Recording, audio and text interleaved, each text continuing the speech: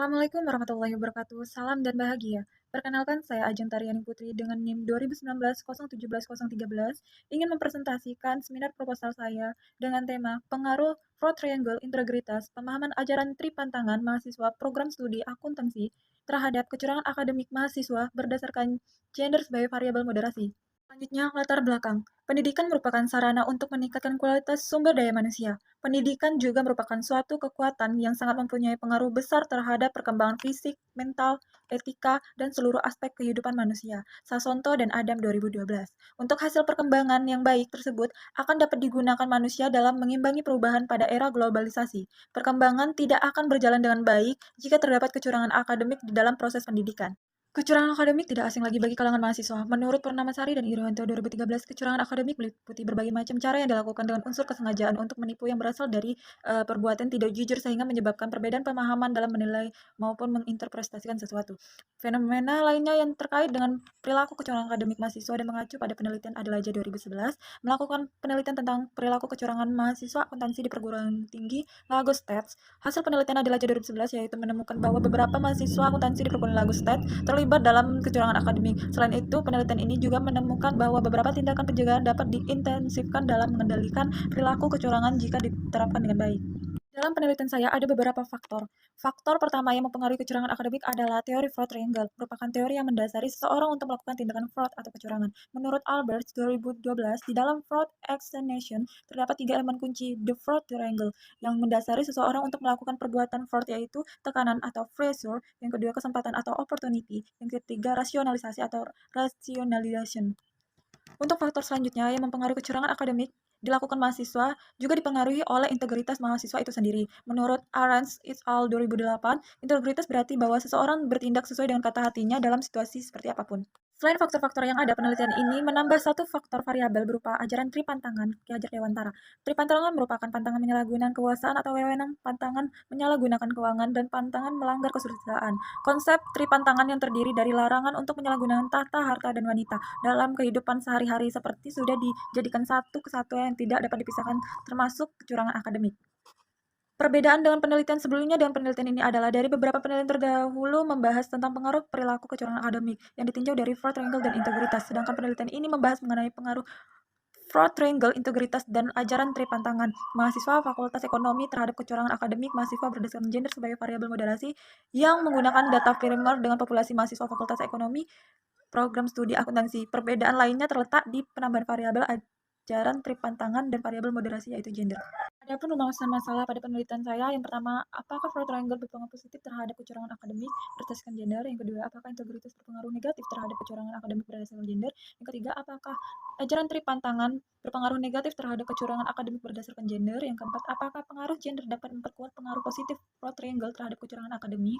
Yang kelima, apakah pengaruh gender dapat memperkuat pengaruh negatif integritas terhadap kecurangan akademik? Dan yang keenam, apakah pengaruh gender dapat memperkuat pengaruh negatif ajaran Tripantangan terhadap kecurangan akademik? Untuk tujuan penelitian, yang pertama, untuk mengetahui apakah fraud triangle berpengaruh positif terhadap kecurangan akademik. Yang kedua, untuk mengetahui apakah integritas berpengaruh negatif terhadap kecurangan akademik. Yang ketiga, untuk mengetahui apakah Tripantangan berpengaruh negatif terhadap kecurangan akademik. Dan yang keempat, untuk mengetahui apakah pengaruh gender dapat memperkuat pengaruh positif fraud triangle terhadap kecurangan akademik. Dan yang kelima, untuk mengetahui apakah pengaruh gender dapat memperkuat pengaruh negatif integritas terhadap kecurangan akademik. Dan yang terakhir, untuk mengetahui apakah pengaruh gender dapat memperkuat pengaruh negatif Tripantangan terhadap kecurangan akademik. Selanjutnya, manfaat penelitian. Manfaat teoritis. Manfaat penelitian ini secara teoritis adalah untuk menambah wawasan teori tentang variabel-variabel yang mempengaruhi kecurangan akademik. Selain itu, sebagai acuan dan pedoman bagi penelitian di masa yang akan mendatang. Manfaat praktis. Yang pertama, bagi penulis, sebagai syarat memperoleh gelar S1 program studi akuntansi Fakultas Ekonomi Universitas Sarjana Wiyata Taman Siswa. Yang kedua, bagi pengemban ilmu pengetahuan dapat digunakan sebagai salah satu sumber informasi yang dapat bermanfaat bagi penelitian selanjutnya yang akan dilakukan pada periode selanjutnya. Yang ketiga, bagi mahasiswa, dari pengetahuan yang diperoleh diharapkan mahasiswa dapat menghindari perilaku kecurangan akademik.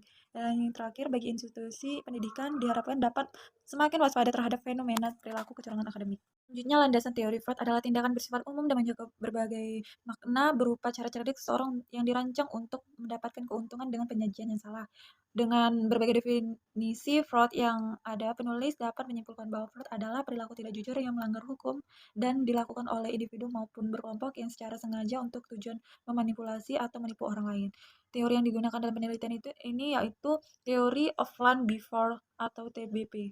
Selanjutnya penelitian terdahulu. Yang pertama ada fraud triangle sebagai motif niat melakukan kecurangan akademik, itu Ramadina dan Hapansari 2020. Yang kedua pengaruh motivasi belajar, integritas mahasiswa dan penyalahgunaan teknologi informasi terhadap kecurangan akademik, itu Wardana, Sulindawati dan Sujana 2017. Yang ketiga ada pengaruh ground theory terhadap kecurangan akademik mahasiswa strata 1 atau S1 di lingkungan universitas terbuka, itu Ternate Anfa, Suryani AR, dan Mohbir Umasasugi 2017. Yang keempat, pengaruh pressure opportunity dan rationalisasi terhadap perilaku kecurangan akademik, itu studi implisit mahasiswa akuntansi program studi 1 pendidikan Ganesa, itu Nidia Apriani, Edi Surjana, dan IGD Erni Sulindawati 2017.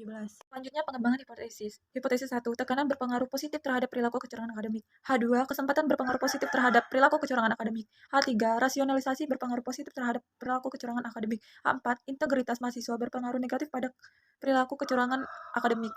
H5, ajaran Tripantangan berpengaruh negatif pada perilaku kecurangan akademik. H6, pengaruh gender dapat memperkuat pengaruh positif hubungan antara tekanan terhadap kecurangan akademik. H7, pengaruh gender dapat memperkuat pengaruh positif hubungan antara kesempatan terhadap kecurangan akademik. H8, pengaruh gender dapat memperkuat pengaruh positif hubungan antara rasionalisasi terhadap kecurangan akademik. H9, pengaruh gender dapat memperkuat pengaruh negatif hubungan antara integritas terhadap kecurangan akademik.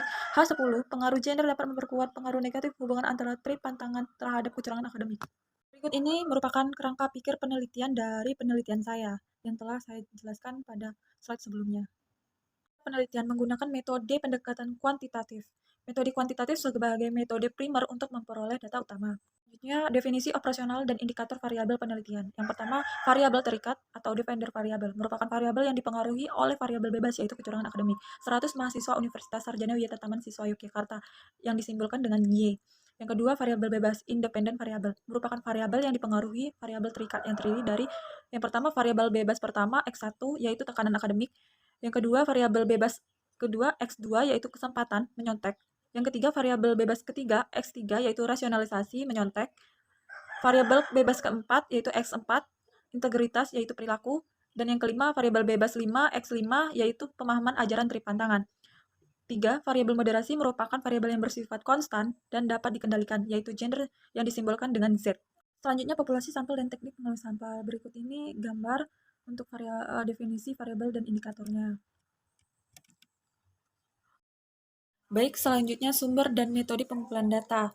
Populasi atau population sering dinamakan universum atau universe.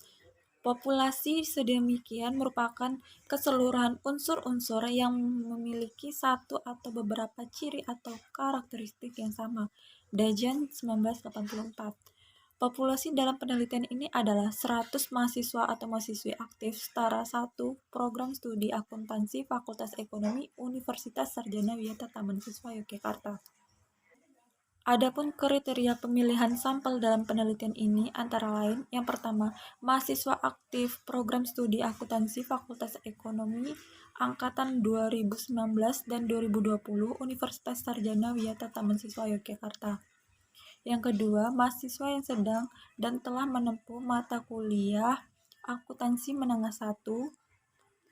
Pengumpulan data primer dilakukan melalui penyebaran kuesioner kepada responden. Semua responden wajib mengisi sesuai dengan ketentuan yang berada pada kuesioner.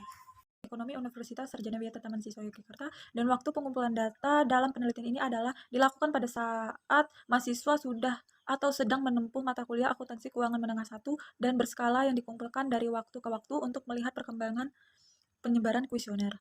Selanjutnya, pengembangan instrumen penelitian. Peneliti mengembangkan instrumen penelitian dengan mendefinisikan operasionalkan variabel dan menurunkan pernyataan dari indikator kualitas dan menguji validitas dan reliabilitas. Uji kualitas data dalam penelitian saya yaitu akan menguji yang pertama uji validitas, yang kedua uji reliabilitas, yang ketiga uji asumsi klasik, uji normalitas, uji multikolinearitas, dan uji heteroskedastisitas, dan yang terakhir uji statistik deskriptif. Untuk teknik analisis data saya akan menguji yang pertama uji koefisiens determinasi R2, yang kedua uji T atau uji parsial, yang ketiga analisis linear berganda. Sekian presentasi yang dapat saya sampaikan, kurang lebih saya mohon maaf. Saya akhiri dengan wassalamualaikum warahmatullahi wabarakatuh. Salam.